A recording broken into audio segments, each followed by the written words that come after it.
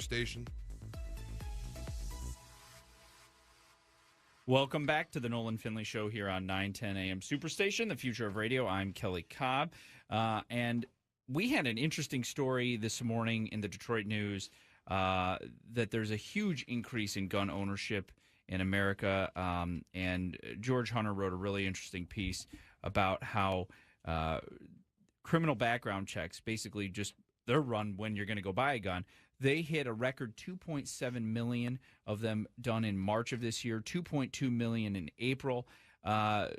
Interest in gun ownership is skyrocketing following Parkland shooting, which is a predictable backlash that we've talked about a lot on this show. Everybody's loading up because, not so much they're afraid of what's going to happen to them.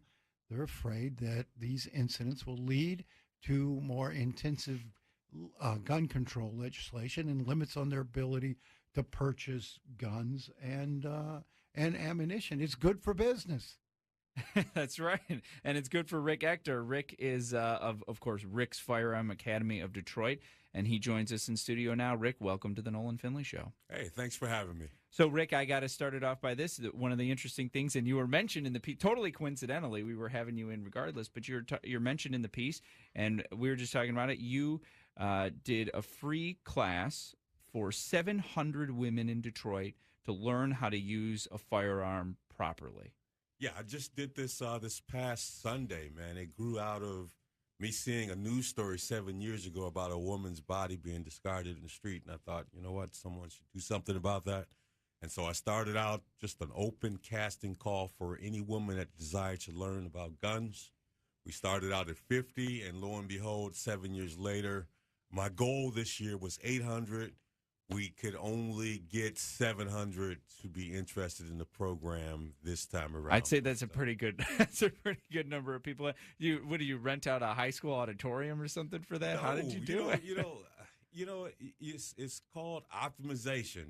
I started out with just one time period initially for that first 50 woman class, and I started this shift paradigm. I bring women in shifts. They get a gun safety lecture, and they pair it up one-on-one with the firearms instructor.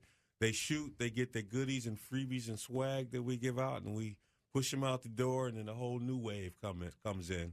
And by the end of the day, we hit 700. The goal was 800, but you got to have something to shoot for, pardon upon next year. Yeah, it's better to shoot high than low. So you're training on average, how many people through your academy, Rick? On average, I teach every other week, and depending on what else I'm doing, a class might be anywhere from 10 to 20 people, never more than 20 people. So who's taking these courses?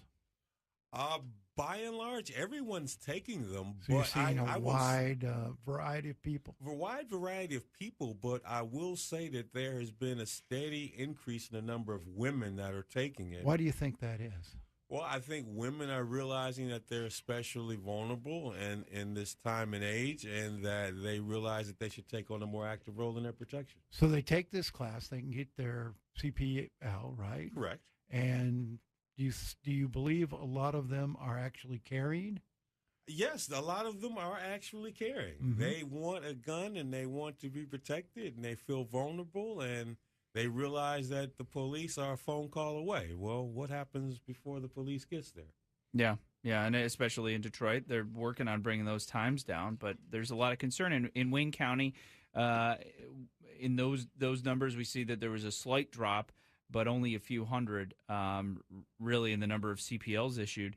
7,000 CPLs issued in just February, through February of the year.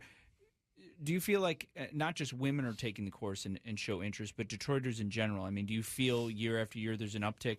And after Parkland and after all these school shootings the school shooting has been a phenomenon basically this school year.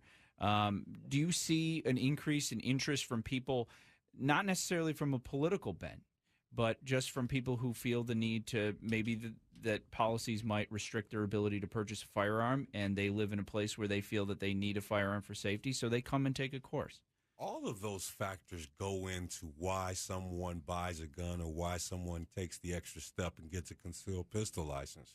here in Metro Detroit, particularly in Detroit, we've always had a violent crime problem, and even bigger than that, the issue we have in Detroit that no one seems to talk about until the stats come out is that we have a rape problem here in the city of Detroit as well. At least 700 women every year are raped. And of all the stats that fluctuate back and forth in accordance to the local police department and what they're doing, rape is not being addressed, and it is a constant issue. And, of course, that resonates with women, and the general crime issue resonates with everyone. Everyone's interested in protecting themselves. What's your background, Rick? How'd you get into this? Man, I by trade or by education, I majored in industrial engineering. I worked in quality engineering, manufacturing engineering, even for the big three. Approximately 13, 14 years ago, I was robbed at gunpoint in my own driveway. Wow. And I had an in epiphany. Detroit or in Detroit, mm-hmm. in North Rosedale Park, where I was living at the time. And mm-hmm. I had an epiphany. I suddenly lost my ambivalence about guns and took on a more active role in my personal protection. Mm-hmm. And I didn't want to just take just one class. I'm one of those personalities. I have to know everything, right? So you learned how to make the gun, basically. Well, I mean, I can make one if I wanted to. You got a 3D printer at home? Yeah, I mean, I know a lot of things, and I just don't like knowing just one piece of it, mm-hmm. Yeah. And now I'm a training counselor, so I train people to be firearms instructors. So, okay. I wanted to not just know the bare But you don't own a gun shop or... I don't own a gun shop. I'm primarily a trainer. I okay. train people mm-hmm. on how to qualify for the permit, and I train those people, if they desire to become a firearms trainer, I train them to be trainers. So now we've seen a spike in gun sales, spike in applications for concealed weapons permit. I guess one follows the other. You attribute that to folks being fearful that they're going to lose the right to purchase guns? It's everything. It's mm-hmm. maybe some legislation may come down because the anti-gunners are always beating the drums after, an incident happens wherever it happens, in the country. Even though these violent issues are not growing, it's just that we focusing on them more. And also, whenever there's a local crime or something that's pretty spectacular in terms of news coverage, it gets people's attentions, mm-hmm. and you know what? People want to do something about it and be more proactive. So, Rick, I have a column in the paper today. I'm a gun owner, a shooting enthusiast, a hunter. I have a lot of guns, but every single one of my guns is locked up today where nobody can get them but me. And we saw in this El Paso shooting, the kid got his parents' guns and took them to school and did that shooting. We've had other incidents where kids get their parents' guns and go to school and shoot or shoot their friends or accidentally shoot them themselves. The importance of responsible gun ownership. Can you talk about that a little bit? Oh, absolutely. It's a topic that is front and center in every firearm safety classes. Mm-hmm. You are responsible for your gun. You need to mm-hmm. know where your guns are, and you need right. to keep them away from unauthorized people in or outside of your family. Mm-hmm. That is a given, and I'm one of those people that I believe that if you are irresponsible with your gun, you should be appropriately sanctioned right. if something negative happens with your gun. Now, if your gun is stolen, of course, you have a duty to report that, yep. but just being lax about safety and being mm-hmm. lax about safeguarding your firearm, you need to know where your guns are. You need to properly secure them. What are the best ways to secure a weapon? If when you leave, you've got guns you don't take with you every day. Maybe that is true. I can't take them all. So what's the best? What are the best ways to make sure your guns don't get misused? What are I mean, secure them. If you have firearms at home, and let's say you live alone, well, obviously it's not that great of a deal that you secure your guns in your home. But mm-hmm.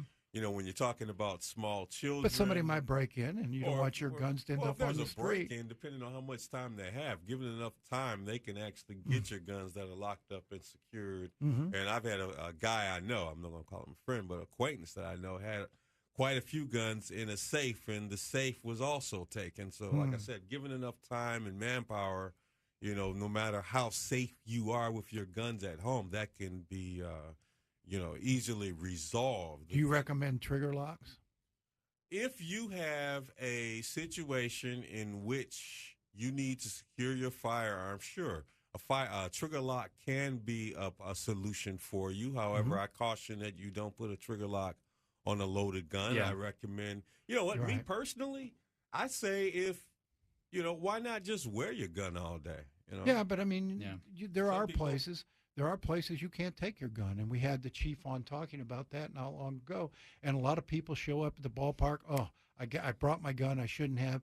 And they walk it back, put it in their car, and boom, somebody's watching, and they steal the gun. Or someone could steal the car. Yeah, somebody could steal the car, and now there's a gun on the street. Yes, and that is an issue. And you know what? One possible solution is to get rid of these gun-free zones. I mean, while we're always looking at getting rid of gun ownership or getting rid of the gun possession in certain areas, why don't we just get rid of the areas in which we are barred from possessing and carrying a firearm? There's no reason why. One of the interesting things, like you just said, and it's probably the thing that scares, I'll say politically the left, but mostly just people who are afraid of guns. They're not trained with guns. They don't understand guns. They haven't gone through it yet. Is the idea of somebody carrying it on their person. And when I went through my course, the safest place to have a gun was strapped to you. Exactly. And the explanation of why was very simple. But if you're accounting for your gun and it's strapped to you, you got to account for it at all times. That's the thing that turns off a lot of people to guns. Well, it's the most logical place to have it on your person. You can secure it. You have control over it. No one can get to it. The thing is that we're concerned, and I don't want to use the term in the pejorative sheep. When people who don't like guns see someone who's not in law enforcement in possession of a gun, they freak out and go crazy, and they're like, oh, my God, I don't trust myself with a gun. There's no way I can trust a stranger, even though the stranger has been vetted with background checks and a look into their criminal history and the other general catch-all prohibitions about your character.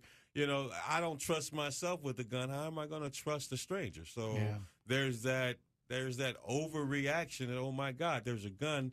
So this person is a bad guy, and he's probably going to shoot me for no reason. So it's totally unfounded. The best place to keep a gun is on your person. One of the worst places to keep a gun is in a purse, right? It absolutely is, and there have been some tragedies associated with that. You talk to your classes. You had 700 women. You talk to them about not keeping the gun in the purse. It's a little tougher for women because their clothes seem to be how many times have tend you to be been tighter. At the supermarket and you've seen a woman at the supermarket and they have their purse in the basket, and then they'll walk away from the basket and go up the aisle and then they come back. Well, in that time that someone's gone, there could be a purse grab, there could be a gun grab. There was even a couple of scenarios nationally where kids went into their mother's purse, took out a gun, and I believe they actually killed their mother that left that gun in their own purse. So, I'm a big proponent of having the gun actually on your person and not the so-called off-body carry that a lot of people Plus, it doesn't. If your goal is self-defense, and I mean, if it's anything like most of the purses I've seen, you're going to be fumbling around in there for a minute before you can grab it the right way. Well, some women are concerned with how do you carry it, and does it match with the outfit? Well, again, and their clothes tend to be a little tighter. I mean, you've got a sweatshirt on here. You could tuck it wherever you tuck it. Most women aren't coming in wearing such loose clothing as you're loosing. It's a challenge for them. It's a challenge, but it can be done. I mean, if they're wearing dresses and skirts, let's look at thigh holsters. Let's look at small to the back holsters. You could put a gun just about on any part of your body with a little bit of creativity. Mm-hmm. It's just actually making it happen. So before we got to get to a break here in a second, but I wonder just before you go, Rick, the politics in Detroit about guns. I mean, you've got a police chief that says the Second Amendment is vitally important. You've got a lot of responsible gun owners in Detroit. What do the politics around guns look like in Detroit? Do they cut on the partisan lines that they do nationally? Well, I mean, there's a lot of people in the city of Detroit who are definitely pro-gun, and there's even people in local government who are pro-gun, but because of the dynamics of the political party they join or that they belong to, they can't really talk about the fact that they own a gun and that they carry a gun, and about responsible gun ownership. They kind of toe the party line. But gun ownership toes every demographic in the city of Detroit. And you know what? Guns are very popular in the city of Detroit.